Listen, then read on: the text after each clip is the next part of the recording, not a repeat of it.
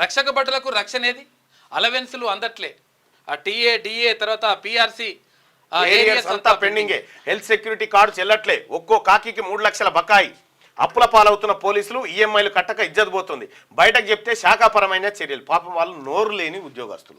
అసలు వాళ్ళకి ఏమున్నా వాళ్ళ బాధ వాళ్ళు మంది బాధలు అన్ని వినగలుగుతారు, కానీ వాళ్ళ బాధలు వాళ్ళు చెప్పుకునే పరిస్థితులు లేవు. పండుగ ఉంటే పండుగ ఇంట్లో ఉండడు ఆయన, పండుగ నాడు ఇంట్లో ఉండాలి. ఎవరైనా లొల్లి పెట్టుకుంటే ఆ లొల్లి కాడికి పోవాలి. పాపం దారుణమైన పరిస్థితి ఉంటుంది. ఆపద వస్తే అండగా నిలిచే రక్షక భటులకే భద్రత కరువైంది.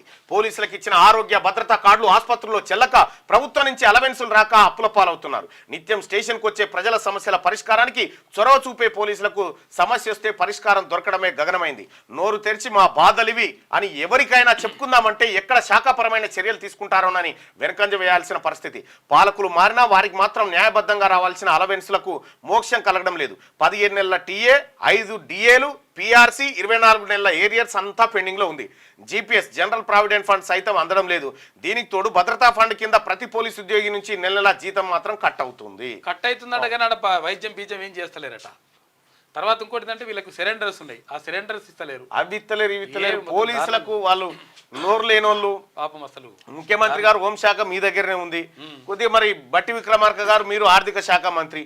పోలీసులకు వాళ్ళకు రావాల్సినటువంటి మనం సకాలంలో ఇస్తే వాళ్ళు మంచిగా పనిచేయగలుగుతారు.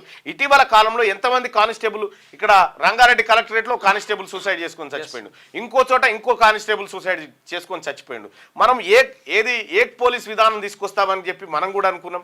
తమిళనాడు తరహాలో తీసుకొస్తామని ఏఆర్, ఏపీఎస్పీ, టీఎస్పీసీ ఇవన్నీ కాకుండా ఒకే పోలీస్ విధానాన్ని తీసుకొచ్చి 1 యూనిఫామ్ 1 సర్వీస్ అనేది తీసుకొస్తే పోలీసులో కొంత వాళ్ళ సమస్యలు పట్టించుకున్నోడే లేకుండా అయిపోయాడు. వారంతా సెలవులు అన్నారు, అవి కూడా పోయినాయి. కాబట్టి వాళ్ళ గురించి పట్టించుకోవాలి. క్యూ న్యూస్ ఛానల్లో పనిచేయటకు అనుభవం గల సీనియర్ వీడియో ఎడిటర్స్ కావాలను సంప్రదించవలసిన నెంబర్ 8688926084. qnewsads@gmail.com ను సంప్రదించండి. లైక్ చేయండి.